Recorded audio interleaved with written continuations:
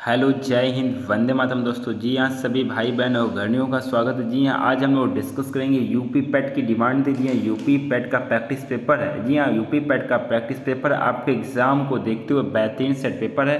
सब student last तक जुड़े रहिए। काफ़ी इंपॉर्टेंट प्रश्नों को डिस्कस किया गया है जो कि आपके आगामी आने वाले एग्जाम के लिए काफ़ी ज़्यादा लाभदायक होगा। ये अगर आप यूपी पैट का एग्ज़ाम दे रहे हैं या फिर आपका कोई भी कंपटीशन का एग्ज़ाम दे रहे हैं। चलिए डिस्कस करते हैं आज के अपने टेस्ट पेपर को।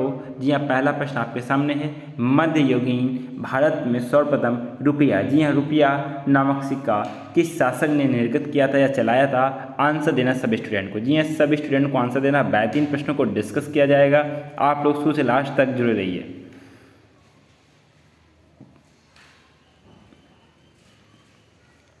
राइट आंसर का जवाब देना सब स्टूडेंट को। आपका राइट आंसर हो जाएगा option number D is the right answer. किसने चलाया? Sher Shah. Option number D is the right answer.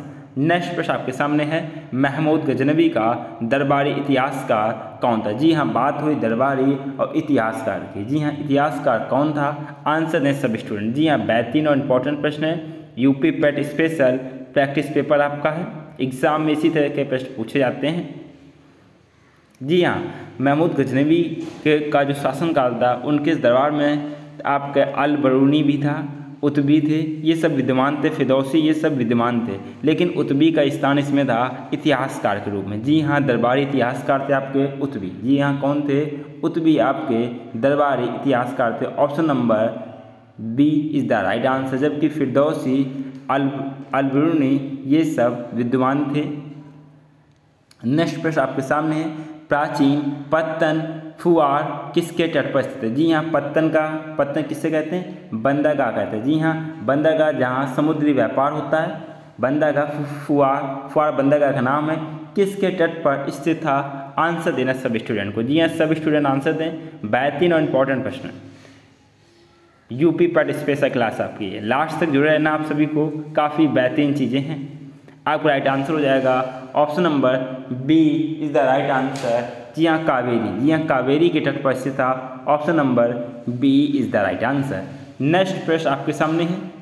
जी हाँ, महावीर स्वामी को किस नदी के तट पर ज्ञानोदय प्राप्त हुआ था? जी हाँ, बात हुई नदी के तट पर। जी हाँ, आपको आंसर देना है कौन सी नदी पर के तट पर ज्ञान प्राप्त हुआ था? सभी लोग को आंसर देना है।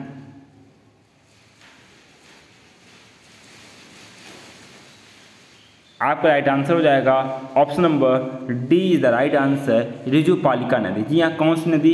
रिजुपालिका नदी। और अगर वृक्ष पूछ लेता तो कौन से वृक्ष के नीचे? जी हाँ, आपका हो जाएगा सौल का वृक्ष। जी हाँ, किसका? सौल के वृक्ष के नीचे रिजुपालिका नदी के किनारे महावीर स्वामी को ज्ञानोदय प्राप्त हुआ। ज्ञानोदय कब प्राप्त हुआ? 12 वर्ष की कठोर तपस्या के दौरान ज्ञानोदय प्राप्त हुआ, या 42 वर्ष की आयु में ज्ञान की प्राप्ति हुई। नेक्स्ट प्रश्न आपके सामने है।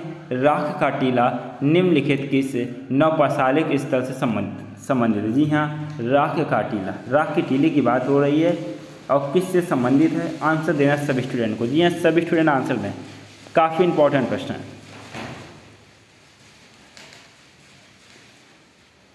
आंसर देना सब स्टूडेंट को। जल्दी से आंसर दें सब स्टूडेंट। आपका राइट आंसर हो जाएगा option number B is the right answer, Sangan Kallu. जी हाँ, संगन कल्लू इस तरह से संबंधित है। संगन कल्लू कहाँ पड़ता है, किस राज्य में पड़ता है? जी हाँ, ये कर्नाटक के मैसूर के पास पड़ता है। जी हाँ, कर्नाटक में मैसूर के पास में पड़ता है। मैसूर के पास में पड़ता है। नेक्स्ट प्रश्न आपके सामने। किस अधिनियम के अंतर्गत प्रथम बार भारत में चुनाव के तत्व का प्रारंभ हुआ? जी हाँ, प्रथम बार चुनाव के तत्व का प्रारंभ हुआ। आंसर देना सभी स्टूडेंट को। जी हाँ, सभी स्टूडेंट आंसर दें। प्रथम बार भारत में चुनाव। राइट आंसर का जवाब देना सब स्टूडेंट को। राइट आंसर आपका हो जाएगा भारत परिषद अधिनियम 1892 के अंतर्गत भारत में प्रथम बार चुनाव के तत्व का प्रारंभ हुआ। Option number B is the right answer. जी हाँ, option number B is the right answer. Copy में नोट डाउन करना। काफ़ी इंपॉर्टेंट प्रश्न है आपके एग्जाम की दृष्टि से लेकर। नेक्स्ट प्रश्न आपके सामने है। गांधी जी के नमक सत्याग्रह का एकमात्र उद्देश्य क्या था? जी हाँ, नमक सत्याग्रह की बात की गई है। एकमात्र उद्देश्य क्या था? सभी स्टूडेंट को आंसर देना। जी हाँ, सभी स्टूडेंट आंसर दें। आंसर देना सभी को। 3 प्रश्न इंपॉर्टेंट प्रश्न। आपका राइट आंसर हो जाएगा option number first is the right answer, नमक कानून को निरस्त करना। जी हाँ, किसको निरस्त करना? नमक कानून को निरस्त करना। Option number first is the right answer. यहाँ से गांधी जी ने सबने अवज्ञा आंदोलन चलाया था। गांधी जी ने कहाँ से इसका कानून चलाया, बात करते हैं। जी गांधी जी ने 78 सहयोगी, जी हाँ कितने सहयोगी? 78 सहयोगियों की सहायता से साबरमती आश्रम, जी हाँ साबरमती आश्रम से 12 मार्च, जी हाँ कब? 12 मार्च 1930 को पैदल चलकर यात्रा की और 6 अप्रैल, जी हाँ 6 अप्रैल 1930, जी हाँ 12 मार्च 6 अप्रैल 1930 को दांडी नामक स्थान पर पहुंचकर इस कानून का उल्लंघन किया। ये सारी चीज़ें आपको नोट डाउन करनी है। यात्रा का प्रारंभ की सत्याग्रह का, आपका नमक की बात करते हैं तो 12 मार्च। अब ना कानून कब तोड़ा? 6 अप्रैल, जी हाँ कब तोड़ा? 6 अप्रैल 1930। Option number first is the right answer. Next प्रश्न आपके सामने, इंडियन होम रूल सोसाइटी स्थापित हुई थी। जी हाँ, कब स्थापित हुई थी? आंसर सभी स्टूडेंट को देना है। इंडियन होम रूल सोसाइटी की स्थापना, सभी स्टूडेंट आंसर दें।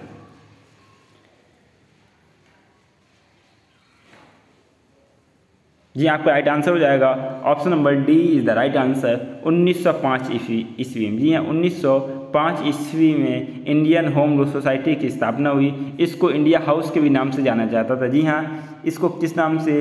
इंडिया हाउस के नाम से भी जाना जाता था। नेक्स्ट प्रश्न आपके सामने, किस कांग्रेस अधिवेशन ने 1905 ईस्वी में बंगाल में स्वदेशी तथा बहिष्कार आंदोलन चलाने का समर्थन किया? जी हाँ, किस कांग्रेस अधिवेशन में 1905 में? आंसर देना है। जी हाँ, सभी स्टूडेंट आंसर दें। सभी स्टूडेंट को आंसर देना है। आपका राइट आंसर हो जाएगा option number D is the right answer. जी हाँ, D is the right answer, Banaras का अधिवेशन। जी हाँ, बनारस अधिवेशन 1905। Option number D is the right answer. इसमें कांग्रेस के अध्यक्ष कौन थे? जी हाँ, कांग्रेस के अध्यक्ष बताना है। और इसकी कांग्रेस के अध्यक्ष आपके थे गोपाल कृष्ण गोखले। जी हाँ, कौन? गोपाल कृष्ण गोखले।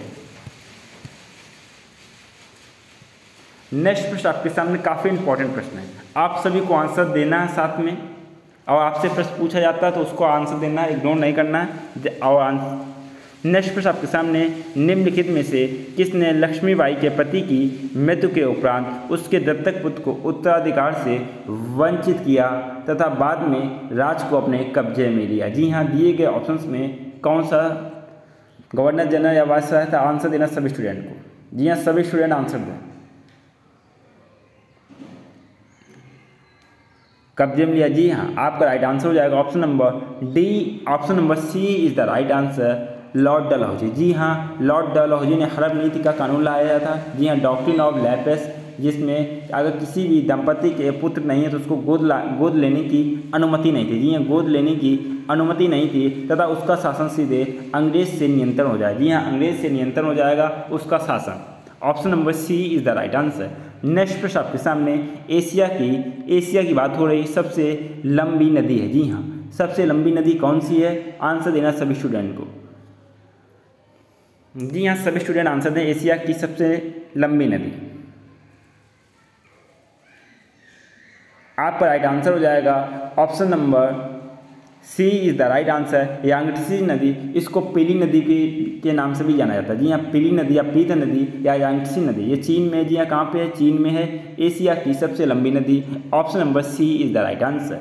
नेक्स्ट प्रश्न आपके सामने, वृहत ज्वार आता है। जी हाँ, ज्वार और भाटा, समुद्र का जल 2 बार ऊपर चलता है 2 बार उतरता है तो उसको ज्वार कहते हैं, जब उतरता है उसको भाटा कहते हैं। वृहत ज्वार कब आता है? जब समुद्र का जल ऊपर चढ़ता है तो उसको वृहत ज्वार कहते हैं। ये कब आता है? सभी स्टूडेंट को आंसर देना है। जो भाई बहन है गणी फर्स्ट टाइम क्लास अटेंड करें, अगर अभी तक चैनल को सब्सक्राइब ना किया हो चैनल को सब्सक्राइब कर लें तथा बेल आइकन प्रेस कर दें, क्योंकि यहाँ बात होती है आपके सिलेक्शन की, बात होती है आपकी सरकारी सीट पक्की करवाने की। जी हाँ, आंसर देना सभी स्टूडेंट को, वृहत ज्वार आता है। सभी स्टूडेंट आंसर दें। ब्रैथ ज्वार की बात हो रही। राइट आंसर आपका हो जाएगा option number first is the right answer. सूर्य तथा चंद्रमा एक सीधी रेखा में होते हैं तब बृहद ज्वार आता है। जब सूर्य चंद्रमा और पृथ्वी एक समकोण बनाते हैं तो आपका लघु आता है। जी हाँ, लघु ज्वार आता है। आपका राइट आंसर हो जाएगा प्रश्न के हिसाब से option number first is the right answer. सूर्य चंद्रमा पृथ्वी एक सीधी रेखा में होते हैं तब आपका बृहद ज्वार आता है। Option number first is the right answer. Next प्रश्न आपके सामने, भारत में प्रवेश करने वाले पश्चिमी विक्षोभ उत्पन्न होते हैं। जी हाँ, पश्चिमी विक्षोभ उत्पन्न होते हैं। कहाँ पर उत्पन्न होते हैं? आंसर देना सभी स्टूडेंट को। जी हाँ, सभी स्टूडेंट आंसर दें, सभी को आंसर देना है। राइट आंसर आपको हो जाएगा option number C is the right answer, भूमध्य सागर। जी हाँ, option number C is the right answer, भूमध्य सागर में उत्पन्न होते हैं। Option number C is the right answer. इसमें रबी की फसल के लिए काफ़ी ज़्यादा लाभदायक होते हैं, रबी की फसल।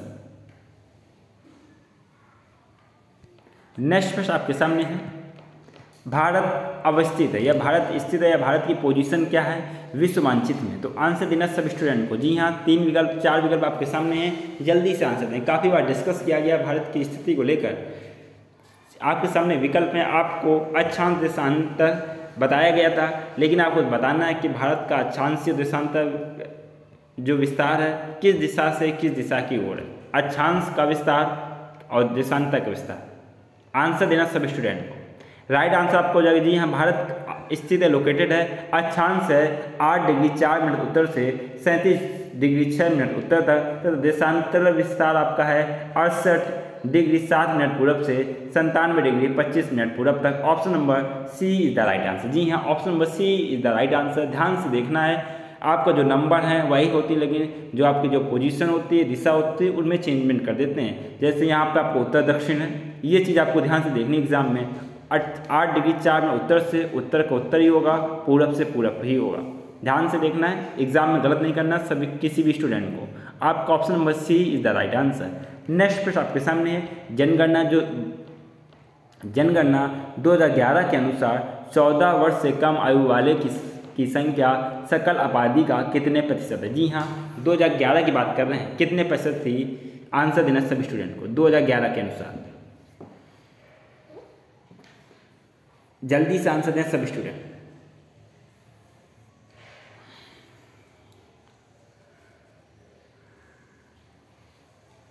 राइट आंसर आपका हो जाएगा option number C is the right answer. जी हाँ, कितने? कुल आबादी का 31%। Option number C is the right answer.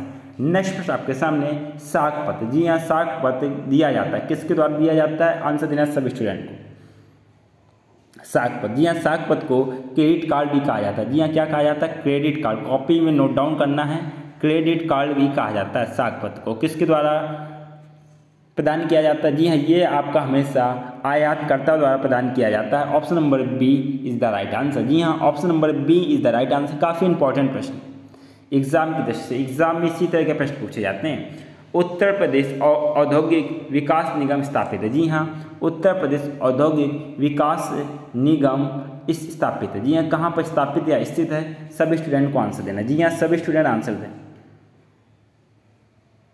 सभी को आंसर देना है। राइट आंसर आपका हो जाएगा option number first is the right answer, Kanpur. जी हाँ, कानपुर कहाँ पर स्थित है? कानपुर में स्थित। Option number first is the right answer.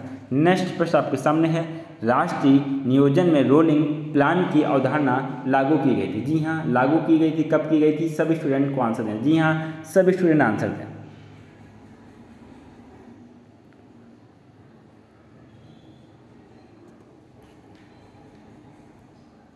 जी हाँ, सभी स्टूडेंट को आंसर देना है। राइट आंसर आपको हो जाएगा option number C is the right answer, जनता सरकार के द्वारा 1978 में। जी हाँ, जनता सरकार के द्वारा 1978 ईस्वी में रोलिंग प्लान की अवधारणा लागू की गई थी। Option number C is the right answer.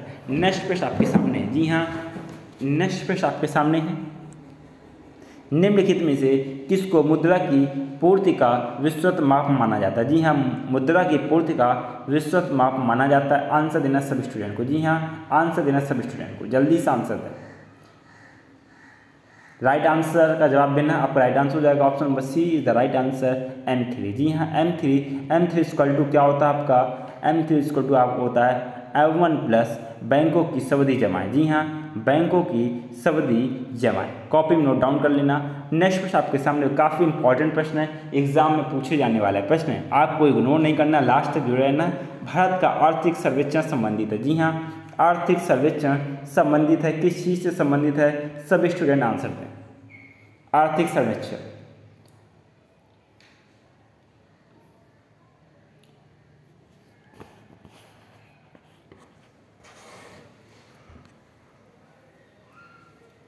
Right answer आपका हो जाएगा option number C is the right answer, वित्त मंत्रालय से संबंधित। जी हाँ, किससे संबंधित? वित्त मंत्रालय से संबंधित है। वित्त मंत्रालय की स्थापना की बात करते हैं तो 29 अक्टूबर, जी हाँ 29 अक्टूबर 1946 में हुई। जी हाँ, 29 अक्टूबर 1946 में हुई। वर्तमान में जो आपकी जो वित्त मंत्री हैं निर्मला, ये माननीय Nirmala Sitharaman. Option number C is the right answer, वित्त मंत्रालय। नेक्स्ट प्रश्न आपके सामने, भारत में स्थानीय, जी हाँ स्थानीय शासन से संबंधित निम्नलिखित घटनाओं पर विचार करना है तथा उनके काल के क्रम के अनुसार व्यवस्थित करना है। जी हाँ, आपके सामने 4 दी गई समितियाँ दी गई हैं, उनको क्रम से व्यवस्थित करना है।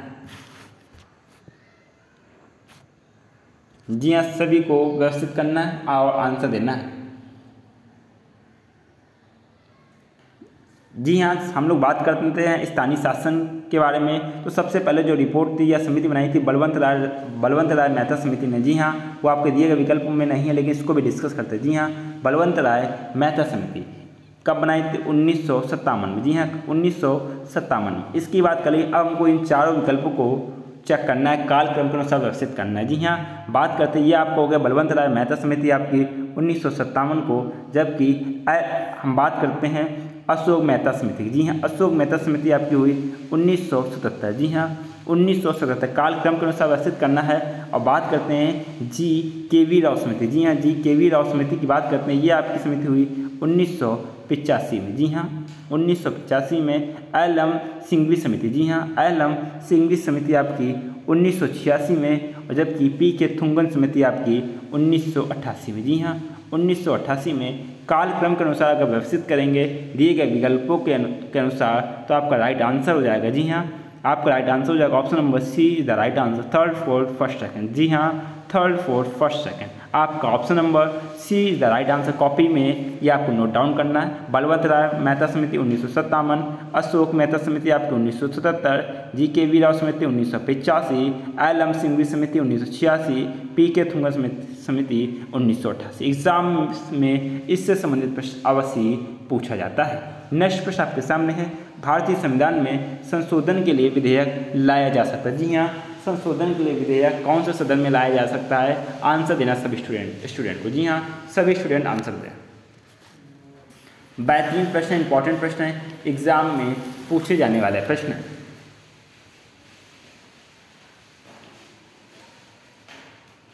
जी हाँ, अगर संशोधन विधेयक लाना है तो आप किसी भी सदन में ला सकते हैं, या तो लोकसभा में ले आएँ या तो राज्यसभा में ले आएँ। जी हाँ, केवल वित्त विधेयक या धन विधेयक को छोड़कर। जी हाँ, वित्त विधेयक या धन विधेयक को छोड़कर आपका कोई भी बिल है दोनों सदनों में किसी में भी ला सकते हैं, जबकि वित्त विधेयक धन विधेयक आपका केवल लोकसभा में ही लाया जाता है। किस में लाया जाता है? लोकसभा में ही लाया जाता है। आपका राइट आंसर हो जाएगा प्रश्न के हिसाब से option number C is the right answer. Next प्रश्न आपके सामने है, भारत की संसदीय व्यवस्था में शून्यकाल कहाँ से लिया गया? जी हाँ, शून्यकाल कहाँ से लिया गया है? आंसर देना सभी स्टूडेंट को। जी हाँ, सभी स्टूडेंट आंसर दें।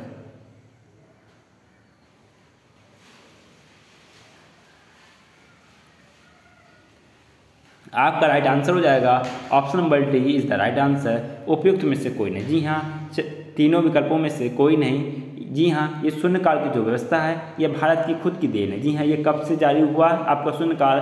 ये जारी हुआ आपका 1962 से। जी हाँ, 1962 से शून्यकाल प्रारंभ हुआ। संविधान में इसकी कोई भी व्याख्या नहीं है, कोई भी वर्णन नहीं है शून्यकाल का। जो हमारा जो मूल संविधान था उसकी बात कर रहे हैं हम लोग। 1900 शून्यकाल क्या होता है? जी हाँ, शून्यकाल होता है किसी भी सदस्य को कोई प्रश्न पूछना बिना किसी पूर्व अनुमति के या बिना किसी सूचना के कोई भी प्रश्न आप पूछ सकते हैं शून्यकाल में। जी हाँ, शून्यकाल में आप पूछ सकते हैं। नेक्स्ट प्रश्न आपके सामने, भारत में नागरिकता की बात हो रही है। जी हाँ, नागरिकता की निम्नलिखित विशेषताओं में से कौन सी सही है? जी हाँ, आंसर देना सभी स्टूडेंट को। जी हाँ, सभी स्टूडेंट आंसर दें। नागरिकता से संबंधित प्रश्न है और एग्जाम में पूछे जाने वाला प्रश्न है। भारत की जो नागरिकता है ये आपकी संपूर्ण एकल नागरिकता पर आधारित, जी हाँ किस पर आधारित है, एकल नागरिकता पर आधारित है। ये आपके ब्रिटेन के अनुसार ली गई है। आपका हो जाएगा option number C is the right answer. Bharat में नागरिकता की बात करते हैं, ये आपके संविधान के भाग 2, जी हाँ संविधान के भाग 2 अनुच्छेद 5 से 11, जी हाँ अनुच्छेद 5 से 11 में इसका वर्णन किया गया है। नेक्स्ट प्रश्न आपके सामने, संविधान सभा की प्रांतीय संविधान समिति का अध्यक्ष कौन था, जी हाँ प्रांतीय संविधान समिति का अध्यक्ष कौन था, सभी स्टूडेंट को आंसर देना, जी हाँ सभी स्टूडेंट को आंसर देना। प्रांतीय संविधान समिति की अध्यक्ष की बात हो रही है और आंसर देना है, जी हाँ सभी स्टूडेंट को आंसर देना। जी हाँ आपका राइट आंसर हो जाएगा प्रांतीय संविधान समिति का अध्यक्ष, option number D is the right answer. जी हाँ सरदार पटेल, जी हाँ सरदार पटेल। जबकि राजेंद्र प्रसाद आपके थे, जी हाँ संचालन समिति के। कॉपी में नोट डाउन करना आपको बोला जाए, कॉपी में नोट डाउन कर लें। सरदार पटेल आपको जाएंगे प्रांतीय संविधान समिति, डॉक्टर राजेंद्र प्रसाद आपके संचालन समिति। पंडित जवाहरलाल नेहरू की हम लोग बात करते हैं तो इन्होंने उद्देश्य प्रस्ताव बनाया, जी हाँ क्या बनाया, उद्देश्य प्रस्ताव बनाया। संघ शक्ति समिति, जी हाँ संघ शक्ति समिति आपका पंडित जवाहरलाल नेहरू भीमराव अंबेडकर की बात करते हैं तो माननीय भीमराव अंबेडकर ने बनाया प्रारूप समिति, जी हाँ क्या बनाया, प्रारूप समिति। सारी चीज़ें आपको डिस्कस की जाए, बताई जा रही हैं, कॉपी में नोट डाउन करना है, अच्छे नंबर लाने हैं। आपको कोई भी एग्जाम हो, यूपी पैट स्पेशल आपकी क्लास चल रही है, सारी चीज़ों को डिस्कस किया जा रहा है, अच्छे से लास्ट तक जुड़ रही है, काफ़ी इंपॉर्टेंट प्रश्न है। बात करते हैं हम लोग ये रक्तदाब से संबंधित प्रश्न आया है। हमारे शरीर में रक्तदाब होता है, रक्तदाब कितना होता है वायुमंडल की अपेक्षा, आपको कमेंट बॉक्स में आंसर देना सभी स्टूडेंट को, जी हाँ सभी स्टूडेंट आंसर दें। जो भाई बहन अगर नहीं फर्स्ट टाइम क्लास अटेंड करना, अगर अभी तक चैनल को सब्सक्राइब ना किया हो, चैनल को सब्सक्राइब तब बेल आइकन प्रेस कर दें, क्योंकि आने वाली आगामी क्लास के लिए नोटिफिकेशन तभी पहुँचता है जब चैनल सब्सक्राइब हो और बेल आइकन ऑल में प्रेस हो, तो आपके पास नोटिफिकेशन जाएगा और आप लोग आने वाली आगे की क्लास को अटेंड कर सकेंगे। जी हाँ रक्तदाब होता है वायुमंडलीय दाब से कम या अधिक या दाब के बराबर या उपयुक्त में से कोई नहीं। राइट आंसर आपको हो जाएगा वायुमंडलीय दाब से अधिक, option number B is the right answer. Next प्रश्न आपके सामने, जीव विज्ञान नाम दिया गया, जी हाँ साइंस से संबंधित प्रश्न है। जीव विज्ञान नाम दिया गया, किसके द्वारा जीव विज्ञान का नाम दिया गया, आंसर देना सभी स्टूडेंट को, जी हाँ सभी स्टूडेंट आंसर दें। जीव विज्ञान, जीव विज्ञान नाम दिया गया, किसके द्वारा नाम दिया गया, आंसर देना सभी स्टूडेंट को। आपका राइट आंसर हो जाएगा जीव विज्ञान नाम दिया गया आपका option number B is the right answer, Lamarck के द्वारा। जी हाँ लैमार्क के द्वारा जीव विज्ञान नाम दिया गया। जबकि जीव विज्ञान का जनक अगर पूछ लेता तो जनक आपके कौन, अरस्तु। जी हाँ अरिस्टोटल जिसको बोलते हैं, जीव विज्ञान के जनक आपके हो जाएंगे अरस्तु। नेक्स्ट प्रश्न आपके सामने, प्रकृति में सर्वाधिक प्रचुरता में पाया जाने वाला कार्बनिक यौगिक है। जी हाँ सर्वाधिक प्रचुरता में पाया जाने वाला कार्बनिक यौगिक है कौन सा, दिए गए विकल्पों के अनुसार सभी स्टूडेंट को आंसर देना। जी हाँ सभी स्टूडेंट आंसर दें। बेहतरीन और इम्पॉर्टेंट प्रश्न आपके सामने है, सर्वाधिक प्रचुरता में पाया जाने वाला कार्बनिक यौगिक है।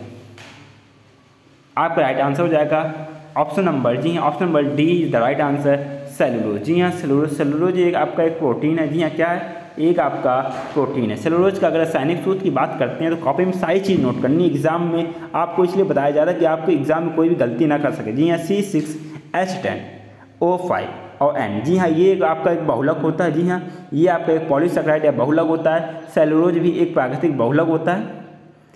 और ये इसका मुख्य अवयव क्या होता है, जी हाँ ये कपास, लकड़ी सेलुलोज के मुख्य स्रोत होते हैं। जी हाँ सेलुलोज के मुख्य स्रोत होते हैं कपास और लकड़ी, और कपास में लगभग शुद्ध सेलुलोज पाया जाता है। जी हाँ कपास में मुख्यतः शुद्ध सेलुलोज पाया जाता है। ये सारी चीज़ें आपको नोट डाउन करनी है अगर एग्जाम में अच्छे मार्क्स लाने हैं और एक सरकारी सीट पक्की करनी है।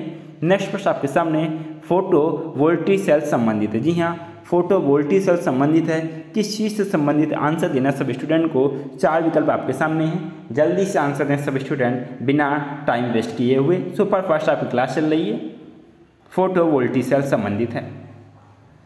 राइट आंसर आपको हो जाएगा ऑप्शन नंबर, जी हाँ first is the right answer. जी हाँ सौर ऊर्जा। जी हाँ किससे संबंधित, फोटोवोल्टिक सेल सौर ऊर्जा सेल या सौर ऊर्जा से संबंधित है। ये विद्युत ऊर्जा में परिवर्तित करती है। जी हाँ विद्युत ऊर्जा में परिवर्तन करता है।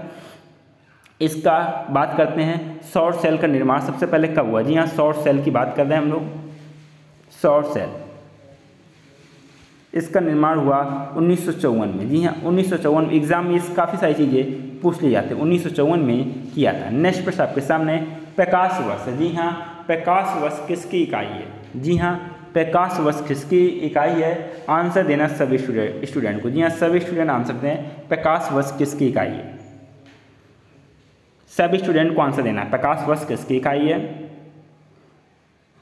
जी हाँ, प्रकाश वर्ष आपकी इकाई है दूरी की। जी हाँ, किसकी है? दूरी की आपका राइट आंसर हो जाएगा। और किस प्रकार की दूरी आपकी? खगोलीय दूरियों की। जी हाँ, खगोलीय दूरियों को मापने की आपकी इकाई होती है प्रकाश वर्ष। नेक्स्ट प्रश्न आपके सामने है। जी हाँ, यूपी पैट की बात करें, यूपी पैट के हम सभी प्रश्नों को डिस्कस करेंगे पैसेज को छोड़कर। जी हाँ, पैसेज के लिए एक स्पेशल क्लास होगी, इसमें सारे पैसेज और ग्राफ से संबंधित प्रश्नों को डिस्कस किया जाएगा।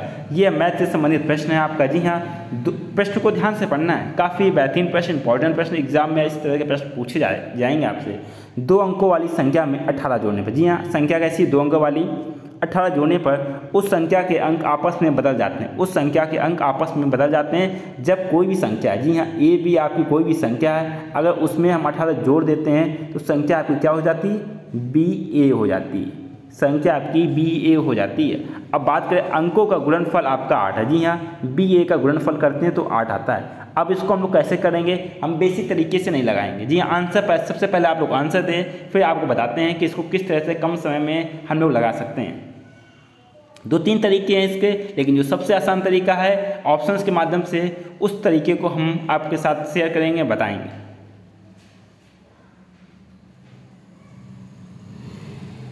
जी हाँ, संख्या ज्ञात करनी। जी, जो मूल संख्या है उसको ज्ञात करना है, संख्या ज्ञात करें। आपका जो राइट आंसर हो जाएगा, राइट आंसर आपको हो जाएगा ऑप्शन नंबर, पहले सवाल को हम लोग चेक करते हैं। जी हाँ, सवाल को हम लोग चेक करते हैं। ए और बी संख्या, आप कोई भी संख्या ले लें। सबसे पहले हम संख्या देखेंगे कि किन 2 संख्याओं का गुणनफल 8 है। किन 2 संख्याओं का गुणनफल 8 है। जी हाँ, संख्या आपका विकल्प नंबर ए और डी 2 संख्याएं हैं जिनका गुणनफल आपका 8 है। तो 2 आपके विकल्प अपने आप नेगलेक्ट हो जाएंगे, आप लोग इनको हटा सकते हैं। अब बात करते हैं ए और बी 2 संख्या। जी हाँ, 2 संख्याओं, जैसे हमने 42 को ले लिया, 42 मूल संख्या, 42 में हमने 18 जोड़ा तो आपको कितना हो जाएगा? 42 में 18 जोड़ेंगे तो 42 60 कितना हो गया? 50, 50 10 60। अगर इनके हम अंकों को हम पलट देंगे तो कितना आ जाएगा? 0,6 आ जाएगा। 18 जोड़ने पर अंक, इसके अंक पलटने पर कितना 60 आ रहा है, जबकि कोई दिक्कत 60 आ रहा है, जबकि ये आपका गलत हो जाएगा। अब बात करते हैं हम लोग 24 की। जी हाँ, 24 की बात करते हैं। 24 में 18 जोड़ा, 18 अगर मैं जोड़ा तो अंक कितना आ गया? 42 आ गया। अंक कितना आ गया? 42 आ गया। ये इसके अंक भी हमने पलट दिए तो वही अंक, इस जो मूल संख्या थी उसके अंक जोड़ने पर, उसके अंक पलटने पर वही संख्या प्राप्त होती है आपकी, 42 प्राप्त होती है। जबकि आपके 42 में वो कंडीशन नहीं होती। 42 में जोड़ने पर आपका 60 प्राप्त हो रहा था। जी हाँ, कितना प्राप्त हो रहा था? 60 प्राप्त हो रहा था। मूल संख्या का आपका पलट नहीं रहा था। इसमें आपका मूल संख्या का पलट जा रहा, तो आपका राइट आंसर हो जाएगा option number D is the right answer. जी हाँ, option number D is the right answer आपका 24 हो जाएगा। चलिए फिर से समझते हैं प्रश्न को, आप लोग ध्यान से समझना। जी हाँ, एक बार फिर से आपको बता देना। जी हाँ, इसमें क्या पूछा गया है? पूछा गया है 2 संख्याओं वाली एक संख्या है, 18 जोड़ दिया। जी, 18 जोड़ने पर उस संख्या के अंक आपस में बदल जाते हैं। हम 24, हमने आंसर आपका 24 है, 18 हमने जोड़ दिया, संख्या कितनी प्राप्त हो रही? आपकी 42। अब ये देखिए 24 में 2 और 4 अंक हैं, ये अगर इसमें 18 जोड़ा तो आपका 4 तो हो गया, इसके अंक पलट दिए गए कि नहीं पलट दिए गए? तो इससे भी आप मान सकते हैं कि आपका 24 आपका राइट विकल्प है। Option number D is the right answer. दूसरा, अंकों का गुणनफल भी आपका 8 आ रहा, तो आपका राइट आंसर हो जाएगा option number D is the right answer. एक और तरीका है बेसिक तरीका। बेसिक तरीके में काफ़ी ज़्यादा टाइम लगेगा, इसको डिस्कस करेंगे जब लोग मैथ क्लास लेंगे, लेकिन एग्जाम देने जा रहे हैं तो आप विकल्प के अनुसार क्वेश्चंस को कम समय में भी लगा सकते हैं। हम लोग बात कर रहे हैं कि आपके क्वेश्चन ज़्यादा से ज़्यादा सही हों, कम समय में सही हो। जी हाँ, ये प्रश्न भी आपका आ गया। मैथ संबंधित प्रश्न, घबराना नहीं है, पूरा प्रश्न ध्यान से पढ़ना है। एक कस्बे की 5% जनसंख्या की किसी महामारी में मृत्यु हो जाती है। जी हाँ, महामारी में मृत्यु हो जाती है और बची जनसंख्या में 8% घबराकर कस्बे को छोड़कर चले गए। जी हाँ, कस्बे को छोड़कर चले गए। यदि कस्बे की अभी जनसंख्या 88,274 है तो कस्बे में शुरुआत की कुल जनसंख्या ज्ञात करनी। जी हाँ, कस्बे की शुरुआत में कुल जनसंख्या कितनी हो जाएगी? आंसर देना सभी स्टूडेंट। जी हाँ, सभी स्टूडेंट आंसर दें।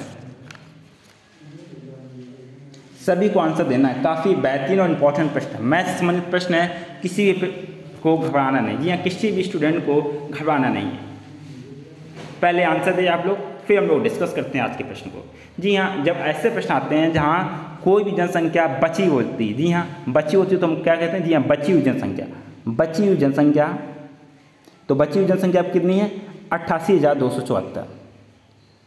88,274 ये बची हुई संख्या किसका है, जो कुल जनसंख्या थी। जी हाँ, कुल जनसंख्या का 5% जनसंख्या किसी बीमारी में, महामारी में मृत्यु हो गई तो कितनी बची, 5% कम हो गई। 100 का हम 1% मानते, जी हाँ 100 माने टोटल जनसंख्या, जिसमें 5 कम हो गई तो आपको कितना बचेगा, 95/100। जी हाँ, कितना बचेगा, 95/100। अब इस ये जो आपकी टोटल जनसंख्या बची है, इसका 8% घबरा कर कस्बे को छोड़कर चली गई। जी हाँ, इसको हमने 100 मान लिया, इसमें 8% चली गई तो कितना बचा आपका, 92/100। जी हाँ, कितना बचा आपका, 92/100। अब x का मान ज्ञात करना है। जी हाँ, टोटल जनसंख्या का मान ज्ञात करना है, तो इसको आप लोग काट देंगे तो आपका राइट आंसर आ जाएगा। कैलकुलेशन आपको खुद करना है, इसी तरह सवाल लगाया जाएगा और आपका राइट आंसर आ जाएगा। Option number B is the right answer. जी हाँ, 1,01,000 आपकी कुल जनसंख्या हो जाएगी। Option number B is the right answer. काफ़ी शॉर्ट तरीका है, यह आपको कॉपी में नोट डाउन करना है, काफ़ी बेहतरीन प्रश्न है। नेक्स्ट प्रश्न आपके सामने, मैथ से किसी भी स्टूडेंट को घबराना नहीं। जी हाँ, मैथ से किसी भी स्टूडेंट को घबराना नहीं, क्योंकि मैथ का आपका एक भी क्वेश्चन गलत नहीं होने देंगे। जी हाँ, वर्गमूल आपको बताना है। जी हाँ, 102 इसका वर्गमूल आपको बताना है। किसी भी स्टूडेंट को नहीं घबराना, हम लोग विकल्प से करेंगे। किससे करेंगे, विकल्प से करेंगे। हम लोग करना क्या, हमारा मैथ क्वेश्चन सही जाए, कम समय में जाए और अच्छे नंबर आए और एक सरकारी सीट पक्की करें। अब ये मैथ इसका वर्गमूल बताना है। वर्गमूल का अगर हम बात करते हैं, अगर 3 की बात करते हैं तो 3 का वर्गमूल कितना होता है, 9। तो इसमें क्या क्या आ रहा है, 10 आ रहा है। मतलब इसका मतलब 3 की रेंज का जो वर्गमूल हमारा नहीं होगा इसमें, ये बात तो कंफर्म हो गई। अब बात करते हैं हम लोग की 100, ये लास्ट की 3 शुरुआत की जो 3 डिजिट हैं ये 102 हैं, 102 हैं। जबकि हम लोगों को मालूम है, क्या मालूम है कि अगर 10 होता तो 10 का वर्गमूल कितना होता, 100। इसका मतलब ये जो वर्गमूल आपका है ये 100 से भी अधिक है। जी हाँ, किससे अधिक है, 100 से भी अधिक है। अब हम लोग चेक कर लेते हैं 100 से अधिक वाले में कितने विकल्प हैं। फर्स्ट आपका कैंसिल हो जाएगा, सेकंड कैंसिल हो जाएगा और थर्ड और फोर्थ बचेगा। जी हाँ, फोर्थ नंबर 111, काफ़ी ज़्यादा, इसका 111 1331 के आसपास आ जाएगा और हम लोग चेक कर सकते हैं। Option number C is the right answer. 101 ही आपका सही आंसर हो जाएगा। अगर चेक करना है तो कैसे करेंगे, 100 + 1। जी हाँ, क्या करेंगे, 100 + 1 का होल स्क्वायर निकालेंगे तो आपका 102। जी हाँ, आपका आ जाएगा 10,201 आपका आ जाएगा वर्गमूल। Option number C is the right answer. इस तरह से भी आप लोग वर्गमूल निकाल सकते हैं a + b का होल स्क्वायर से। राइट आंसर आपका option number C is the right answer. अगर किसी भी स्टूडेंट को कोई भी समस्या हो मैथ के सवाल में, कमेंट बॉक्स में जरूर बताइएगा। प्रश्न आपके सामने, जी हाँ, 3/4, 5/8, 7/12, 15/16 का औसत ज्ञात करना है। जी हाँ, क्या ज्ञात करना, औसत, एवरेज ज्ञात करना है और आंसर देना सब स्टूडेंट को बिना टाइम वेस्ट किए हुए। जी हाँ, आंसर दें सब स्टूडेंट, जल्दी से आंसर दें। जी, हम लोग ने औसत में एक चीज़ सीखी थी। औसत में क्या चीज़ सीखी है, सभी संख्याओं का योग बटे कुल संख्या। जी हाँ, क्या सीखा, सभी संख्याओं का योग बटे कुल संख्या। तो इसमें हमको क्या करना है, ऐड कर देना है। क्या करना है, ऐड कर देना है, बटे 4 कर देना है। जब आप इतना पूरा करेंगे तो आपका राइट आंसर हो जाएगा। Option number first is the right answer, 139/192। जी हाँ, 139/192 option number first is the right answer. जी हाँ, औसत का नियम होता है, औसत इक्वल टू क्या होता है, कुल संख्याओं का योग, बटे कुल संख्या।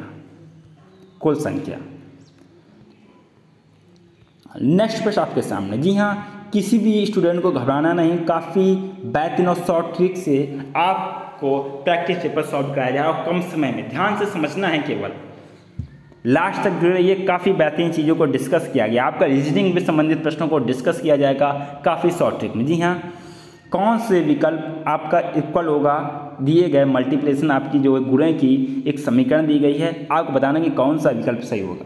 जी हाँ, आंसर देना सभी को। सबसे पहले जो भाई बहन गणी बेसिक से मैथ अगर सीख रहे हैं, अगर उनको नहीं मालूम तो क्या करना है, 8.3 लिख लेना है। फिर 10 की घात 6 है तो हमको 6 जीरो लिख लेने। जी हाँ, 1 2 3 4 5 6। अब हमको जीरो को मालूम, जितने जीरो मल्टीप्लिकेशन करेंगे जो भी संख्या उसके पीछे आ जाते हैं। तो 813 1 2 3 4 5 6 1 2 3 4 5 6 6 हमने अंक कर दिए गए। और कितने अंक बाद दशमलव है? 2 अंक बाद दशमलव है, तो आपको 2 अंक के बाद दशमलव लगा देना। तो ये आपके 2 जीरो खत्म हो जाएंगे। टोटल जनसंख्या आपकी टोटल संख्या आपकी क्या बचेगी? ये संख्या आपकी टोटल संख्या बचेगी। जी हाँ, टोटल संख्या बचेगी 813। ये 813 और 4 जीरो आपका राइट आंसर हो जाएगा।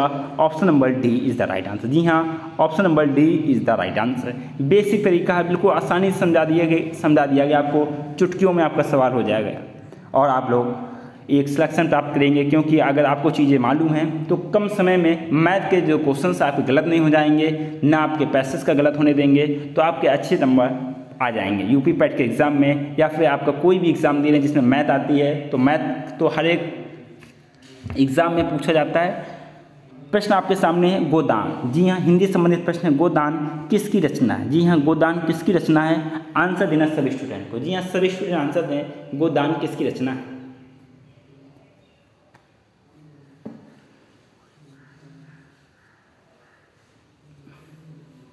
जी हाँ, गोदान आपकी रचना है प्रेमचंद की। जी हाँ, किसकी रचना है? प्रेमचंद की रचना। Option number first is the right answer. अब हम लोग बात करते हैं, पूरी डिस्कस है, बेहतरीन क्लास है, मिस नहीं करना। गोदान के बारे में हम लोग बात कर रहे हैं कि प्रेमचंद की और कौन कौन सी रचना है। जी हाँ, आपकी कॉपी में नोट डाउन कर लें। निर्मला, गबन आपकी हो जाएगी, गबन रंगभूमि, कर्मभूमि, मंगलसूत्र। सबसे इंपॉर्टेंट प्रेमचंद की क्या है, एग्जाम में पूछा जाता है कि प्रेमचंद की कौन सी रचना अपूर्ण थी या पूरी नहीं हो पाई थी, तो आपकी हो जाएगी मंगलसूत्र। जी हाँ, मंगलसूत्र प्रेमचंद की अपूर्ण कृति है, मंगलसूत्र।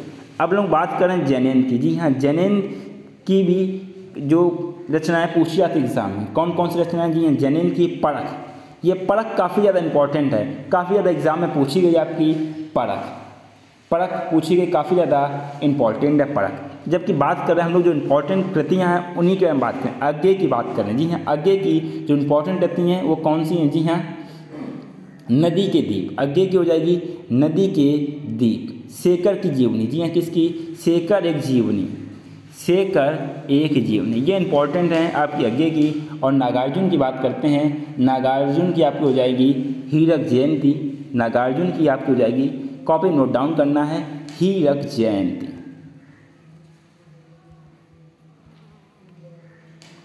नेक्स्ट प्रश्न आपके सामने जो इंपॉर्टेंट थे उन्हीं को डिस्कस किया जा रहा है। बहुत दिनों बाद दिखना है। जी हाँ, मुहावरे का अर्थ बताना है कि बहुत दिनों बाद दिखना, मुहावरे का क्या अर्थ होता है। सभी स्टूडेंट को आंसर देना है। बेहतरीन प्रश्न, इंपॉर्टेंट प्रश्न है, बहुत दिनों बाद दिखना। जी हाँ, आपका राइट आंसर हो जाएगा ईद का चांद। क्या हो जाएगा? ईद का चांद बहुत दिनों बाद दिखना है। जी हाँ, ईद का चांद। अब बात कर रहे हैं हम लोग जो दिए गए जो विकल्प हैं इनके बारे में। कोसों दूर होना। जी हाँ, कोसों दूर होना में इसका अर्थ क्या होता है? बहुत अलग होना। जी हाँ, बहुत अलग होना, बहुत अलग होना। गुदरी का लाल होना। जी हाँ, गरीब के घर गुणवान का उत्पन्न होना। जी हाँ, गरीब के घर गुणवान का उत्पन्न होना आपका हो जाएगा गुदरी का लाल होना। जैसे हमारे प्रधानमंत्री माननीय नरेंद्र मोदी चाय बेचने वाले घर में थे और गुदरी का लाल और आज देश के प्रधानमंत्री बने। जी हाँ, और अब तक का होना, अब तक का होना, अब तब होना तो आपको हो जाएगा मरने के करीब होना। जी हाँ, क्या होना? मरने के करीब होना। ये सारी चीज़ें आपको नोट डाउन करनी एग्जाम में, अगर आप एग्जाम में अच्छे नंबर लाना चाहते हैं। नेक्स्ट प्रश्न आपके सामने है, सही वाक्य को पहचानना। जी हाँ, दिए गए विकल्पों में से आपको सही वाक्य का चयन करना है और आंसर देना सभी स्टूडेंट को। सभी स्टूडेंट को आंसर देना है। राइट आंसर आपका हो जाएगा option number D is the right answer. ईमानदारी मनुष्य का श्रेष्ठ गुण है। Option number D is the right answer. Next प्रश्न आपके सामने, अनिल और अनल का सही अर्थ देने वाले शब्द युग्म में हैं। जी हाँ, कौन से शब्द युग्म? अनिल और अनल। आंसर देना सभी को, अनिल और अनल, सभी को आंसर देना है। अनिल मीन आपका होती है वायु, अनिल मीन होता है आपका अग्नि। आपका राइट आंसर हो जाएगा option number first is the right answer. जी हाँ, option number first is the right answer. जबकि हम लोग वायु की बात करते हैं, वायु के पर्यायवाची आपके अनिल हो जाएगा। हवा, वायु के पर्यायवाची को देख लेते हैं, आपका अनिल तो हो जाएगा, अनिल के बाद आपका हवा हो जाएगा, पवन हो जाएगा, समीर हो जाएगा, वात, मारुति, ये सब आपके अनिल या वायु के पर्यायवाची हैं। जबकि हम लोग अग्नि की बात करते हैं, अग्नि का आपका अनल हो जाएगा, पावक हो जाएगा। जी हाँ, क्या पावक, दहन, आग, कृषाणु, ये सब आपके कृषाणु, ये सब आपके अग्नि के पर्यायवाची हो जाएंगे। जी हाँ, नेक्स्ट प्रश्न आपके सामने है, पक्षी दाना चुग रहा है। जी हाँ, पक्षी दाना चुग रहा है, रेखांकित शब्द का पर्यायवाची शब्द इनमें से कौन सा नहीं। जी हाँ, पक्षी, कौन से विकल्प में आपका पक्षी का पर्यायवाची नहीं, आंसर देना सभी को, पक्षी, सभी को आंसर देना। काफ़ी इंपॉर्टेंट और बेहतरीन प्रश्न आपके सामने है, पक्षी। राइट आंसर आपका हो जाएगा option number first is the right answer, Pankaj. जी हाँ, पंकज आपका पक्षी का पर्यायवाची नहीं है। पंकज किसका है? जी हाँ, पंकज आपका है कमल का। जी हाँ, किसका है? कमल का है। जबकि पक्षी का आपका अंडज, खग, विहग, नभचर, ये सब आपके परिंदा, ये सब पक्षी के पर्यायवाची आपके हैं। जी हाँ, आपके इंग्लिश के भी संबंधित प्रश्न है। जी हाँ, इंग्लिश के भी संबंधित प्रश्न है। यूपी पेट एग्जाम संपूर्ण टेस्ट पेपर आपके सामने है। Dash dog is faithful animal. जी हाँ, आपको आर्टिकल्स बताने हैं, ए एंड द दिया गया है। आर्टिकल विशेष रूप से आपको आर्टिकल से संबंधित प्रश्न है। इसमें कौन सा आर्टिकल का प्रयोग हो जाएगा, आंसर देना सभी स्टूडेंट को। जी हाँ, हमको एन का अर्थ बताया गया था, जहाँ एन से पहले कोई भी वॉवेल आता है, एन के बाद कोई भी वॉवेल आता है, एन के बाद कोई भी वॉवेल का प्रयोग होना चाहिए। यहाँ पे डॉग है, डॉग कोई भी आपका वॉवेल नहीं, डॉग डी आपका जो लेटर है ये कॉन्सोनेंट है। जी हाँ, कॉन्सोनेंट में, इसलिए यहाँ द किसमें आता है? स्पेसिफिक, जो हमेशा परमानेंट फिक्स है। जैसे द सन, द हिमालय, ये आपके परमानेंट चीज़ें रहती हैं, तो आपका वहाँ द का प्रयोग होता है। ए की बात करते हैं, जहाँ पे कोई भी ना एन का प्रयोग हो ना द का प्रयोग हो, वहाँ पर आपका प्रयोग होगा ए का। तो आपका हो जाएगा a dog is a faithful animal. जी हाँ, a dog is a faithful animal. An का प्रयोग नहीं होगा जहाँ पर वॉवेल हो, वॉवेल के पहले आपका एन का प्रयोग होता है। Vowel A, E, I, O, you, आपके 5 वॉवेल होते हैं, वॉवेल्स उनको बोलते हैं। नेक्स्ट प्रश्न आपके सामने है। जी हाँ, आपका डायरेक्ट सेंटेंस है। जी हाँ, डायरेक्ट इनडायरेक्ट इसको बोलते हैं हम लोग। चेंज करना आपको direct sentence. I asked Sheela if I might know her father. इसको किस तरह से चेंज करेंगे, आंसर देना सब स्टूडेंट को। डायरेक्ट इनडायरेक्ट स्पीच आपके सामने है। आस्क्ड, सबसे पहले हमको देखना है कि आई आस्क्ड शीला, इफ आ रहा है, इसका मतलब आपका क्या हो जाएगा? I asked, I said to Sheela. यहाँ आपका टोल्ड भी नहीं आएगा, आई सेड टू शीला, आई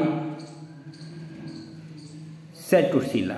अब माइट है, इसका मतलब आपका मे का माइट हुआ होगा, और क्वेश्चन मार्क जगह आपका इफ आया तो मे से स्टार्टिंग होगी। जी हाँ, कहाँ से स्टार्टिंग होगी? आपकी मे से होगी। मे, आई, नो, हर किस चेंज हो जाएगा आपका हिस्सा, तो आपका हो जाएगा योर फादर। आपका राइट आंसर हो जाएगा option number first is the right answer. जी हाँ, first is the right answer.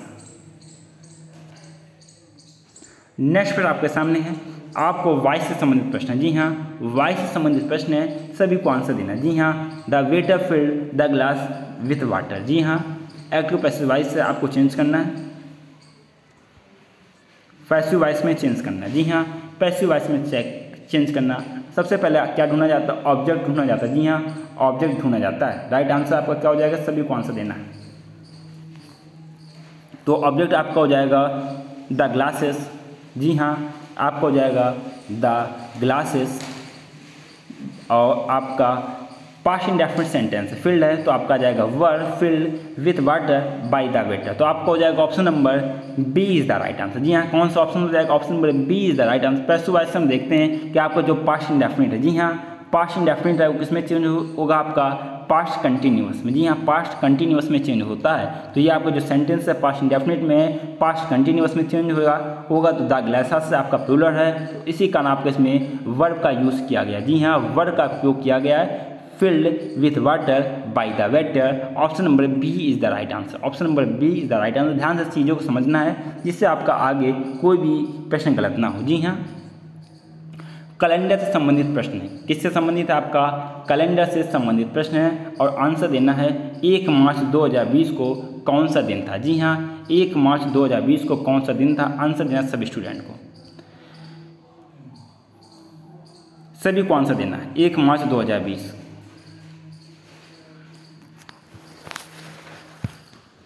यह कैलेंडर से संबंधित जो एक कोड होता है, सबसे पहले बहुत ही कम समय में आपको कैलेंडर समझा रहे हैं, लास्ट तक जुड़े रहना, काफ़ी अच्छी चीज़ें आपको समझा रहे हैं शॉर्ट में। सबसे पहले आप लोग एक कोड नोट डाउन कर लें। जी हाँ, कोड क्या नोट डाउन करना हम आपको बता दें। जी हाँ,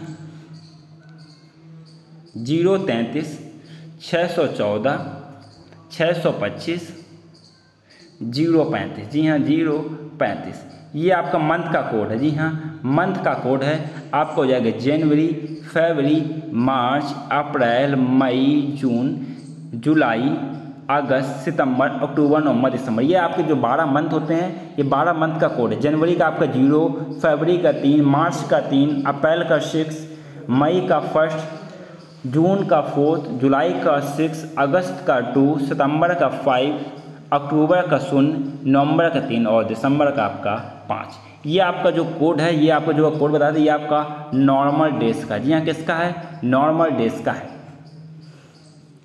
अब बात करें हम लोग लीप ईयर। अगर कोई भी कैलेंडर में कोई भी लीप ईयर हो जाता है, लीप ईयर पड़ जाता है, तो उसमें आपका कोड चेंज हो जाता है। उसमें कोड आपका जनवरी और फरवरी का कोड चेंज होता है। जनवरी फरवरी की जगह आपका आ जाता है 6-2। ये आपका कोड है, शॉर्ट ट्रिक आपको बताया जा रहा है, 6-2 आपका कोड आ जाएगा।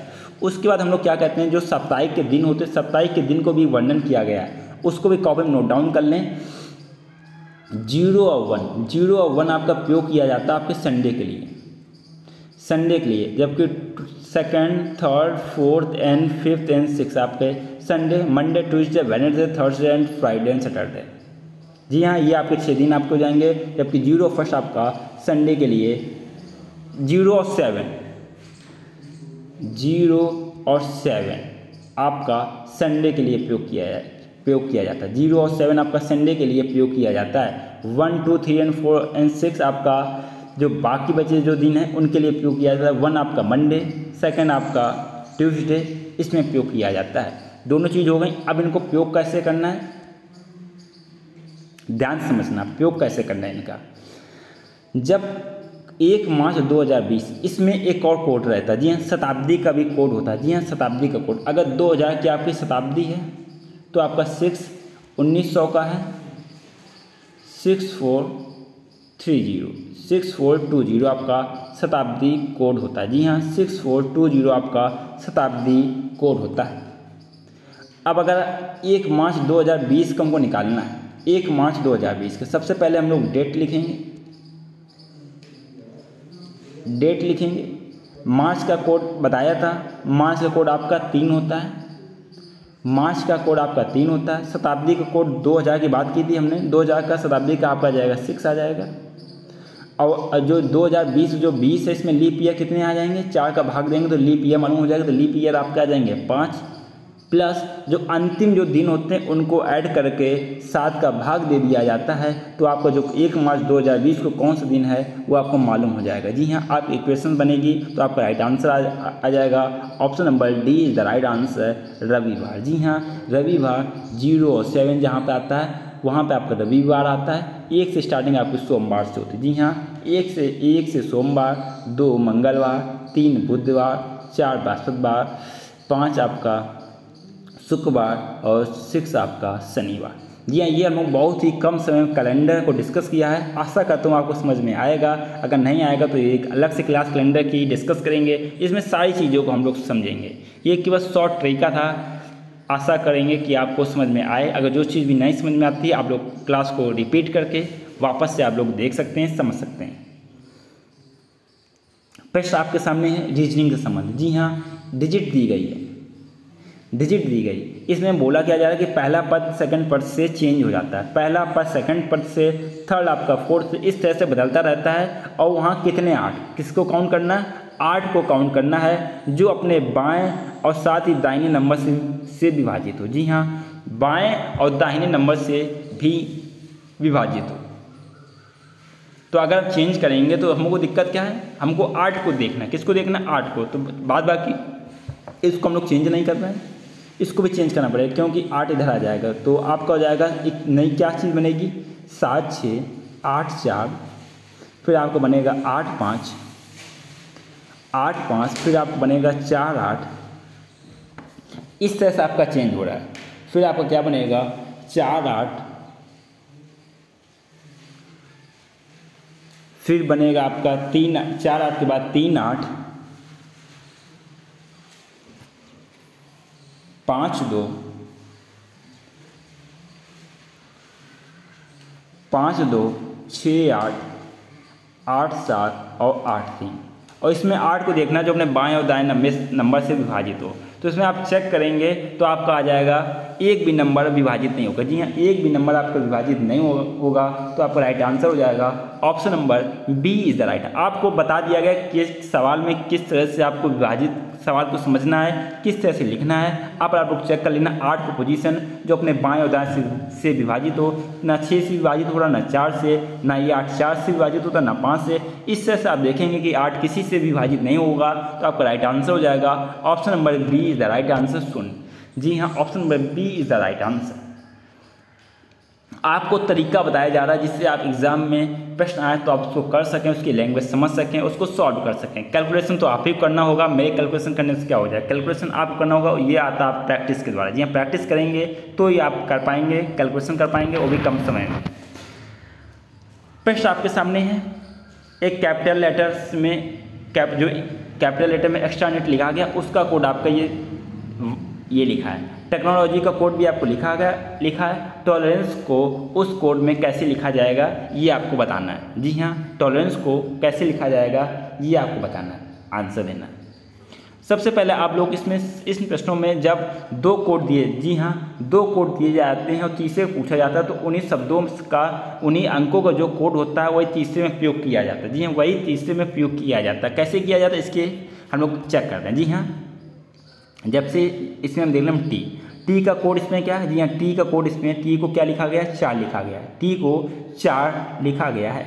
इसमें देखें क्या इसमें भी टी को 4 लिखा गया है। जी हाँ, इसमें भी टी को 4 लिखा गया है। इसका मतलब जो इसमें भी टी है, टी का कोड क्या हो जाएगा, 4 हो जाएगा। हर एक में 4 है। चलिए ये चीज़ कंफर्म हो गई, हर एक में 4 है। अब हमको बात इसकी करनी, इसके हिसाब से हम लोग चलेंगे। इसमें लास्ट में क्या है, ई है। इसमें लास्ट में क्या है, ई है। इसमें ई का कोड देखते हैं क्या है, ई का कोड है आपका 9। इसमें भी ई का कोड 9। चलो हमने पहला चेक कर लिया, लास्ट चेक कर लिया। हर एक में संख्या समान आ रही, हर एक में संख्याएं समान। अब हमको देखना है कि डिफरेंस कौन सी संख्या में है। 4 5 8 9 ये सेम है, 4 5 8 9 ये भी सेम है, 4 5 इसमें चेंजमेंट है, 9 8 है, इसमें 9 8 आपका है। चलिए हम लोग तीसरे शब्द को चेक करते हैं। किसको चेक करते हैं, तीसरे शब्द को अगर हम चेक कर लेंगे तो आपके 2 विकल्प अपने आप कैंसिल हो जाएंगे। तीसरे में आपका क्या, एल के कोड को हमको देखना है। एल के कोड को देखना है कि एल का कोड क्या है। टेक्नोलॉजी में आते हैं तो एल आपका लास्ट वाले वाई को स्टार के रूप में कर दिया गया है 058। एल का कोड आपका क्या है, एल का कोड आपका बताना है। एल का कोड आपका क्या हो जाएगा, एल का कोड आपका कितना है, 8 है। जी हाँ, कितना है, एल का कोड आपका 8 है। तो आपका बी और डी विकल्प तो अपने आप कैंसिल हो गया क्योंकि इसमें एल का कोड 9 दिया गया है। इस तरह से ये 2 विकल्प हैं हमारे कैंसिल हो गए। अब ये तो कंफर्म हो गया कि इन दोनों विकल्पों में से ही होगा। अब इसमें हम देख रहे हैं कि इसमें चेंजमेंट की जगह आ रहा है। इसमें चेंजमेंट आपका आ रहा है लास्ट के चौथे डिजिट को। लास्ट के अगर चौथे डिजिट को हम लोग चेक कर लेंगे तो हमारा आंसर आ जाएगा। जी हाँ, आंसर आ जाएगा अगर लास्ट के हम लोग चौथे डिजिट को चेक कर लेंगे। इसमें चौथा डिजिट क्या है, चौथा डिजिट आपका ए। चौथा डिजिट आपका क्या है, ए। अब हम लोग ए का कोड देखते हैं कि इसमें ए का कोड क्या लिखा गया। जी हाँ, ए का अगर एक्स्ट्रा नेट में देखते हैं तो लास्ट का चौथा ए है। इसमें लास्ट का चौथा देखते हैं तो लास्ट का चौथा क्या है, 6 है। लास्ट का चौथा क्या है, 6 है। तो आपका राइट आंसर आ जाएगा। इसमें लास्ट का चौथा ए है, लास्ट का चौथा कोड क्या है, 6 है। तो आपका राइट आंसर हो जाएगा ऑप्शन नंबर सी। जी हाँ, option number C is the right answer. Tolerance का आपका कोड बनेगा 45891639। Option number C is the right answer. इस तरह से चीज़ों को देखा जाता है कम समय में। जी हाँ, टाइम कम लगेगा अगर आप ट्रिक से समझेंगे, दिमाग से समझेंगे और बारीकियाँ समझेंगे, कहाँ से चीज़ें अलग हो रही, कहाँ से सीरीज बन रही, कहाँ से क्या हो रहा है, ये आपको समझना पड़ेगा प्रैक्टिस के माध्यम से। नेक्स्ट प्रश्न आपके सामने है मधुशाला। जी हाँ, मधुशाला, मधुबाला ये कृतियाँ किसकी हैं? काफ़ी ज़्यादा इंपॉर्टेंट पूछी जाती हैं। जी हाँ, उन कवियों की जो कृतियाँ हैं उनको तो बिल्कुल ही रट डालिए जो यूपी से बिलोंग करते हैं। जी हाँ, जो कवि आपके यूपी से बिलोंग करते हैं उनकी जो कृतियाँ हैं बिल्कुल रट डालिए, एग्जाम में 100% पूछी जाएंगी। मधुशाला, मधुबाला ये सब किसकी हैं? हरिवंश राय बच्चन की हैं। Option number C is the right answer. Maithili Sharan Gupt की जो इंपॉर्टेंट है, तो मैथिली शरण गुप्त की कौन सी इंपॉर्टेंट होती है? भारत भारती। जी हाँ, भारत भारती काफ़ी इंपॉर्टेंट है मैथिली शरण गुप्त की। रविन्द्रनाथ टैगोर की हम लोग बात करते हैं, रविन्द्रनाथ टैगोर की तो काफ़ी ज़्यादा चित्रांगदा आपकी हो गई, गीतांजलि हो गई, ये आपकी रविन्द्रनाथ टैगोर की इंपॉर्टेंट कृतियाँ हैं। जयशंकर प्रसाद की आपकी कमायनी महाकाव्य है, जयशंकर प्रसाद की, इसको भूलना नहीं, कमायनी महाकाव्य की श्रृंखला में आपका आता है कमायनी, आंसू लहर, ये सब जयशंकर प्रसाद की रचनाएं हैं। नेक्स्ट प्रश्न आपके सामने, जी हाँ, नेक्स्ट प्रश्न आपके सामने है उस्ताद जाकिर हुसैन का संबंध संगीत के किस वाद्य से है? जी हाँ, जाकिर हुसैन का संबंध संगीत के किस वाद्य से है? आंसर देना सभी स्टूडेंट को। जी हाँ, सभी स्टूडेंट आंसर दें। काफ़ी ज़्यादा बेहतरीन और इंपॉर्टेंट प्रश्न है। जो भाई बहन अगर फर्स्ट टाइम क्लास अटेंड करना, अगर अभी तक चैनल को सब्सक्राइब ना किया हो, चैनल को सब्सक्राइब कर लें तथा बेल आइकन प्रेस कर दें। जी हाँ, बेल आइकन, क्योंकि आप देखते होंगे, जानते होंगे कि यहाँ बात होती है सिलेक्शन में की बात होती है आपकी एक सरकारी सीट दिलाने की। जी हाँ, मेहनत के द्वारा, कड़ी मेहनत के द्वारा आप लोग एक सरकारी सीट प्राप्त करें। उस्ताद जाकिर हुसैन का संबंध संगीत के किस वाद्य यंत्र से? आंसर देना सभी स्टूडेंट को। राइट आंसर आपका हो जाएगा option number B is the right answer, tabla से। जी हाँ, किससे संबंध है? तबला से संबंध। जबकि सितार की बात करते हैं, अगर सितार पूछ लिया गया, सितार से संबंधित आपके हैं पंडित रविशंकर। जी हाँ, कौन? पंडित रविशंकर। कॉपी में नोट डाउन करना है। अगर सरोद की बात करते हैं, सरोद की अहमद, जी हाँ, अहमद अली खां। कॉपी में नोट डाउन करना है अहमद अली खां, अहमद अली खां। बांसुरी की बात करते हैं तो बांसुरी हरिप्रसाद चौरसिया, पन्नालाल घोष। जी हाँ, हरिप्रसाद चौरसिया। कॉपी में नोट डाउन करना सभी स्टूडेंट को, हरिप्रसाद चौरसिया और पन्नालाल। नेक्स्ट आपके सामने प्रश्न है भूक्षरण किसके द्वारा रोका जा सकता है? जी हाँ, भूक्षरण किसके द्वारा रोका जा सकता है? आंसर देना सभी स्टूडेंट को। जी हाँ, सभी स्टूडेंट आंसर दें। काफ़ी ज़्यादा इंपॉर्टेंट प्रश्न है, एग्जाम में पूछे जाते हैं प्रश्न। राइट आंसर आपको हो जाएगा option number B is the right answer, वनारोपण। Option number B is the right answer. Next प्रश्न आपके सामने है आर्थिक सर्वेक्षण किसके द्वारा प्रकाशित होता है? जी हाँ, आर्थिक सर्वेक्षण की बात हो रही है, किसके द्वारा प्रकाशित होता है? सभी को आंसर देना है, सभी स्टूडेंट को आंसर देना। काफ़ी इंपॉर्टेंट प्रश्न आपके एग्जाम को देखते हुए, संपूर्ण टेस्ट पेपर है, कम समय में और सटीक नॉलेज आप तक पहुंचाई जा रही है। आर्थिक सर्वेक्षण किसके द्वारा प्रकाशित होता है? राइट आंसर का जवाब देना सभी को।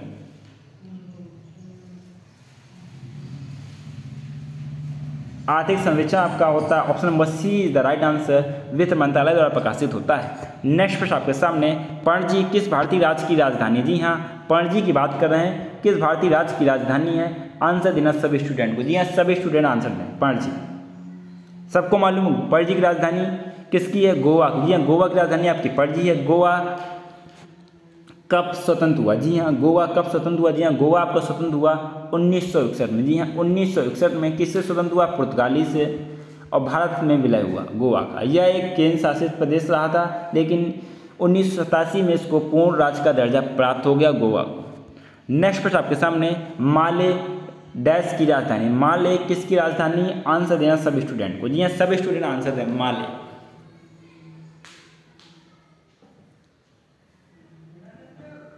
माले आपकी राजधानी है। Option number B is the right answer, Maldives की। जी हाँ, किसकी राजधानी है? मालदीव की राजधानी। मालदीव के बारे में हम लोग डिस्कस करते हैं कि मालदीव क्या है। जी हाँ, मालदीव आपका पैवाल जो भित्तियाँ हैं, पैवाल द्वीपें हैं, उनका एक संगठन है, या पैवाल द्वीपों का एक समूह है, पैवाल द्वीप। अब बात करते हैं कि मालदीव में कितने द्वीप आते होंगे। जी हाँ, मालदीव में अगर द्वीपों की संख्या की बात करते हैं तो मालदीव में द्वीपों की संख्या आपकी 1192। 1192 द्वीप हैं और इसमें क्या सभी जगह मनुष्य निवास करते हैं या सभी जगह इस रहने योग्य ज़मीन है? जी हाँ, 200 पर बस्ती है। जी हाँ, 200 द्वीपों पर बस्ती है मालदीव में। नेक्स्ट प्रश्न आपके सामने है, करंट अफेयर संबंधित प्रश्न है। भारत में राष्ट्रपति अपना कार्यकाल पूरा होने के पहले अपना त्यागपत्र किसको सौंपते हैं? जी हाँ, अपना कार्यकाल पूरा होने से पहले किसको अपना त्यागपत्र सौंपते हैं? आंसर देना सभी स्टूडेंट को। जी हाँ, सभी स्टूडेंट आंसर दें, किसको सौंपते हैं? 4 विकल्प आपके सामने है, इंपॉर्टेंट प्रश्न है आपके सामने। Option number B is the right answer, उपराष्ट्रपति को सौंपते हैं, ऑप्शन नंबर बी। नेक्स्ट प्रश्न आपके सामने, खजुराहो समूह के प्रसिद्ध स्मारक किस राज्य में स्थित है? जी हाँ, खजुराहो की बात हो रही है। स्मारक किस राज्य में स्थित है? आंसर देना सभी स्टूडेंट को। जी हाँ, सभी स्टूडेंट आंसर दें, खजुराहो। जी हाँ, खजुराहो आपके स्थित हैं, option number B is the right answer, Madhya Pradesh राज्य में स्थित है। जी हाँ, मध्य प्रदेश राज्य में स्थित हैं। मंदिरों का निर्माण कब कराया गया खजुराहो में? 900। जी हाँ, 900 ईस्वी से लेकर 1100। जी हाँ, 900 से 1130 ईस्वी तक खजुराहो मंदिरों का निर्माण कराया। और किसने कराया? जी हाँ, कराया आपका चंदेल राजाओं ने। जी हाँ, खजुराहो में निर्माण कराया चंदेल राजाओं के द्वारा।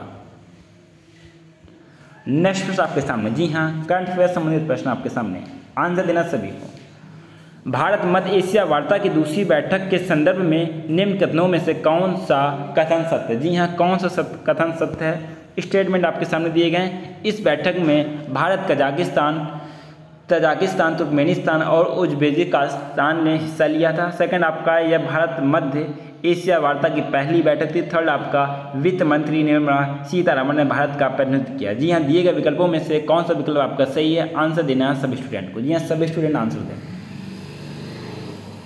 सभी स्टूडेंट को आंसर देना है।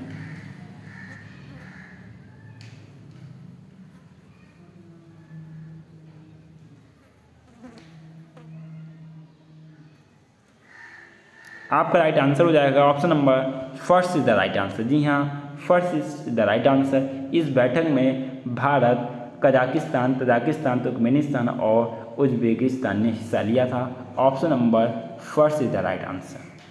ये पहली वार्ता नहीं थी, आपकी सेकंड वार्ता थी। जी हाँ, दूसरी बैठक, इसमें पहला दिया गया, यहीं से आप गलत समझ सकते हैं। नेक्स्ट प्रश्न आपके सामने, विदेश मंत्री एस जयशंकर ने हाल ही में आयोजित अफगानिस्तान सम्मेलन 2020 में हिस्सा लिया था। यह सम्मेलन आयोजित किया गया था। जी हाँ, कहाँ किया गया था? आंसर देना सभी स्टूडेंट। जी हाँ, सभी स्टूडेंट आंसर दें। जी हाँ, सभी स्टूडेंट को आंसर देना है। जी हाँ, ये सम्मेलन आपका आयोजित किया गया था, option number B is the right answer, Geneva में। जी हाँ, जिनेवा में आयोजित किया गया था, option number B is the right answer. Next प्रश्न आपके सामने, शांति व विकास के लिए विश्व विज्ञान दिवस मनाया जाता है। जी हाँ, विश्व विज्ञान दिवस की बात की जाए, कब मनाया जाता है? आंसर देना सभी को। जी हाँ, सभी स्टूडेंट को आंसर देना है। विश्व विज्ञान दिवस, राइट आंसर आपको हो जाएगा option number B is the right answer, 10 नवंबर को। जी हाँ, कब मनाया जाता है? 10 नवंबर को विश्व विज्ञान दिवस मनाया जाता है। Option number B is the right answer. Next प्रश्न आपके सामने, विश्व एड्स दिवस मनाया जाता है। जी हाँ, विश्व एड्स दिवस कब मनाया जाता है? सभी स्टूडेंट आंसर दें। जी हाँ, सभी स्टूडेंट को आंसर देना है। विश्व एड्स दिवस, ये जो दिवस होते हैं एग्जाम में काफ़ी ज़्यादा पूछे जाते हैं। राइट आंसर आपको हो जाएगा option number first is the right answer, 1 दिसंबर। इनको नोट डाउन करना है, एग्जाम में पूछा जाता है इनसे संबंधित प्रश्न। 1 दिसंबर को मनाया जाता है। नेक्स्ट प्रश्न आपके सामने है। जी हाँ, देश का ऐतिहासिक विश्व भारती विश्वविद्यालय का हाल ही में शताब्दी समारोह मनाया गया था।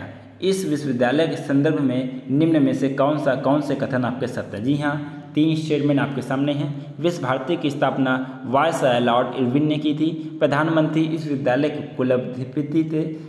और थर्ड आपका है, संसद के अधिनियम से इसे केंद्रीय विश्वविद्यालय और राष्ट्रीय महत्व का संस्थान घोषित किया गया था। जी हाँ, आंसर देना सभी स्टूडेंट को। विश्व भारती विश्वविद्यालय की बात की जा रही है, सभी को आंसर देना है।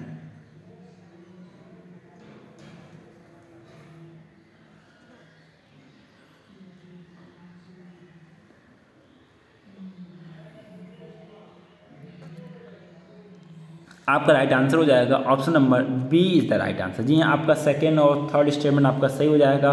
विश्व भारती विश्वविद्यालय की स्थापना किसने की थी? रविन्द्रनाथ टैगोर। जी हाँ, गुरुदेव रविन्द्रनाथ टैगोर ने की थी। और सेकंड और थर्ड आपका स्टेटमेंट आपका सही है।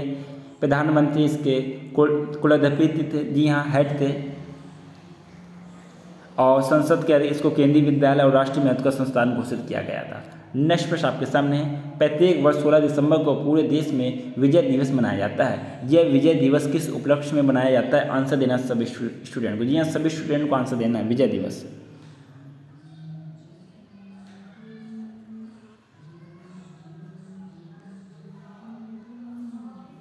जी हाँ, राइट आंसर हो जाएगा आपका option number C is the right answer. 1971 में पाकिस्तान के खिलाफ युद्ध में मिली जीत। जी हाँ, 1971 में पाकिस्तान के खिलाफ युद्ध में मिली जीत के उपलक्ष्य में मनाया जाता है आपका 16 दिसंबर को विजय दिवस।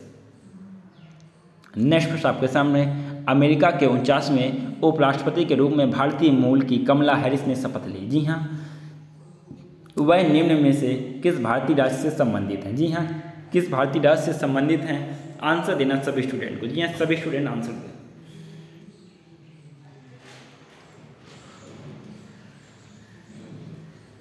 राइट आंसर का जवाब देना सभी। राइट आंसर आपका हो जाएगा option number D is the right answer, Tamil Nadu राज्य से संबंधित। जी हाँ, किससे संबंधित है? तमिलनाडु राज्य से संबंधित है। नेक्स्ट प्रश्न आपके सामने है, भारत हाल ही में जिबूती आचार संहिता में बतौर पर्यवेक्षक शामिल हुआ है। यह संहिता संबंधित, जी हाँ, जिबूती आचार संहिता, यह संहिता संबंधित है, किस चीज़ से संबंधित है? सभी स्टूडेंट को आंसर देना। जी हाँ, सभी स्टूडेंट आंसर दें। सभी को आंसर देना है।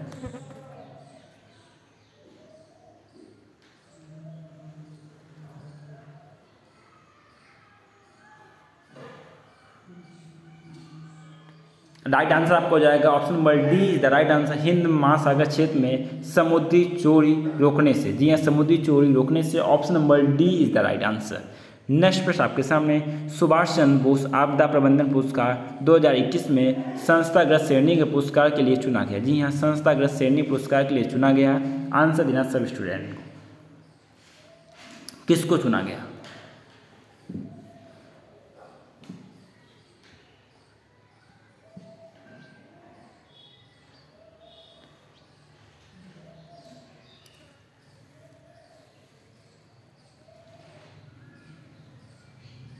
राइट आंसर आपका हो जाएगा option number C is the right answer, सतत पर्यावरण एवं पारिस्थितिकी विकास सोसाइटी को चुना गया। जी हाँ, इसको सीड्स के भी नाम से जानते हैं। जी हाँ, किस नाम से जानते हैं? सीड्स के भी नाम से जानते हैं। अगर व्यक्तिगत रूप से अगर देखा जाए कि व्यक्तिगत रूप से ये पुरस्कार किसे दिया गया, या व्यक्तिगत रूप से ये पुरस्कार राजेंद्र कुमार भंडारी को चुना गया। जी हाँ, किसको?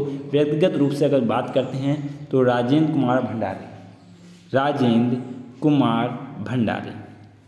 अगर संस्था की बात करते हैं तो आपका सतत पर्यावरण एवं पारिस्थितिकी विकास सोसाइटी को चुना गया। नेक्स्ट प्रश्न आपके सामने, ऑक्सफोर्ड लैंग्वेजेस ने 2020 के वर्ष का हिंदी शब्द क्या नामित किया? जी हाँ, हिंदी शब्द क्या नामित किया? आंसर देना सभी स्टूडेंट को। जी हाँ, सभी स्टूडेंट को आंसर देना है।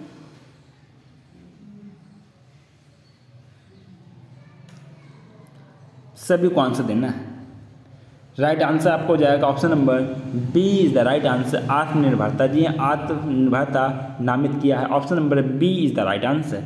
नेक्स्ट प्रश्न आपके सामने, भारतीय संविधान का कौन सा अनुच्छेद राष्ट्रीय अनुसूचित जाति आयोग से संबंधित है? जी हाँ, राष्ट्रीय अनुसूचित जाति आयोग से संबंधित है। आंसर देना सभी स्टूडेंट को। जी हाँ, सभी स्टूडेंट आंसर दें।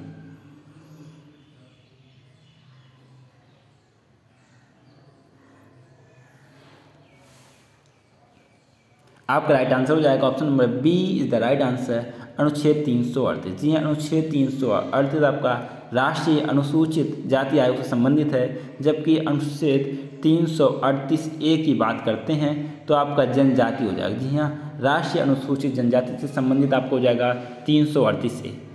नेक्स्ट प्रश्न आपके सामने है। जी हाँ, सारावीक वैश्विक ऊर्जा एवं पर्यावरण नेतृत्व पुरस्कार से सम्मानित किए गए। जी हाँ, किससे सम्मानित किए गए? आंसर देना सभी स्टूडेंट को। जी हाँ, सभी स्टूडेंट को आंसर देना है।